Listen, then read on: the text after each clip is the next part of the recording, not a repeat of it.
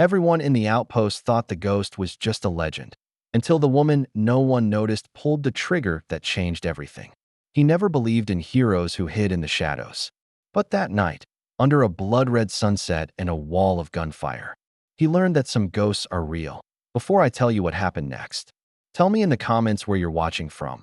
I love knowing who's listening. The story begins in the dust-choked valleys of Kandahar, years after the war everyone forgot. Captain Ryan Hale had seen more chaos than peace, more noise than silence. He believed he'd met every kind of soldier, until she walked in. Her name was Lieutenant Maya Cross. Quiet, unshakable, the kind of woman who carried silence like armor. She didn't talk much, didn't smile either, but she had eyes that scanned everything, like she was constantly measuring danger, or maybe measuring herself against ghosts no one else could see. Ryan didn't trust her. Not at first. Rumors said she was a sniper, trained under someone they called the Ghost. The Ghost, the mythical SEAL operator who disappeared after a Black Ops mission went sideways. Nobody knew if he'd died or vanished into the fog of war. Only whispers remained. Whispers that he'd trained someone better than himself. But those were just campfire stories, until the night everything went wrong. They were supposed to extract a hostage convoy from the ridge north of the Arghandab River. It was simple. In, out, no complications. But when the first explosion ripped through the sand, the mission turned into a trap, ambush. Someone yelled, and chaos swallowed the valley. Bullets tore through dust. The horizon burned. Ryan hit the ground, crawling toward cover, his earpiece filled with static and screams. The air smelled like iron and cordite, the metallic breath of battle. And then, silence. Not complete.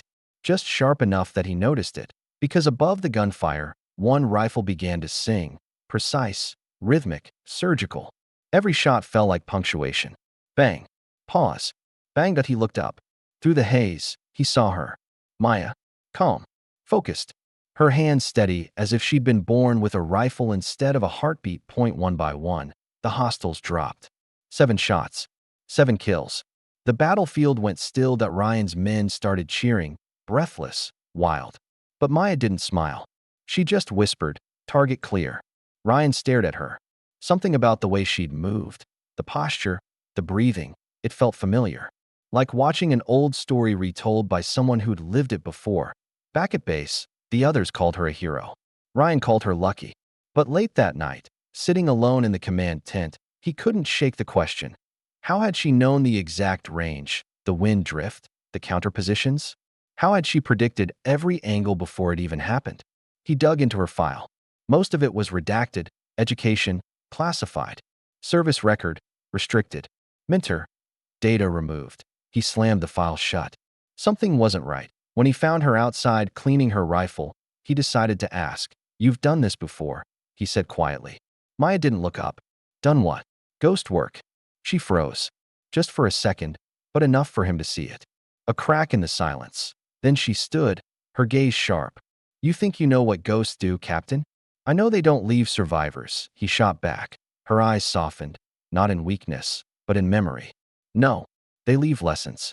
She turned and walked away. And for the first time, Ryan wasn't sure if he was her commanding officer or her next lesson. 2 weeks later, the ghost's name surfaced again.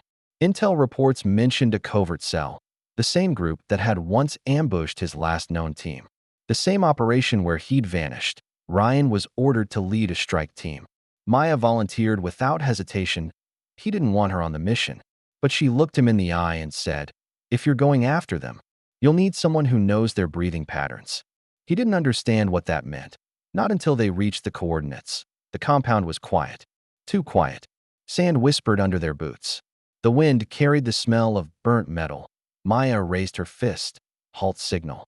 Her breathing slowed, her eyes tracing invisible paths through the dark. Then she whispered, "They're waiting for us." Seconds later, bullets shredded the wall behind them. The team scattered for cover. Ryan shouted orders, but the enemy had the high ground. Every exit was a kill zone. And then, over the radio, her voice came through. Calm. Controlled. Cover me. Before he could stop her, Maya sprinted into the open, sliding behind a broken Humvee. Her rifle rose, and again, that rhythm returned. Bang. Pause. Bang. Each shot bought them seconds. Each second saved a life. When the firing finally stopped, the compound fell silent again. Smoke hung thick in the air. Ryan moved in slowly, his boots crunching over gravel and shell casings. That's when he saw it, etched into the wall above the fallen enemy sniper's post. A symbol, the same insignia the ghost used to carve into his rifle stock. A single white wolf. Ryan froze. His throat went dry. He turned to Maya. "How do you know that, Mark?" Her hands trembled just once, then steadied. "Because," she whispered, "I made it." The world seemed to narrow around him. The air went thin. "You're saying you're the ghost's protégé?" he asked. She shook her head. "No, Captain. I'm saying the ghost never died." And before he could speak again, she unzipped her sleeve and showed the faded tattoo beneath. The same wolf. The same scar pattern the ghost was known for, but he stepped back, stunned. "You're her." She nodded once, eyes wet but unwavering. "I was. Until the mission went wrong. Until I stopped believing in ghosts." Ryan didn't know what to say. The stories, the mystery, the legend, standing right in front of him, breathing, human. Then came the sound, distant engines. Reinforcements. But not theirs. Maya's expression changed instantly. "We're not done," she said, loading a fresh magazine. "This is where it ends." What followed wasn't chaos. It was choreography. Soldiers moved like water. Commands snapped through the air.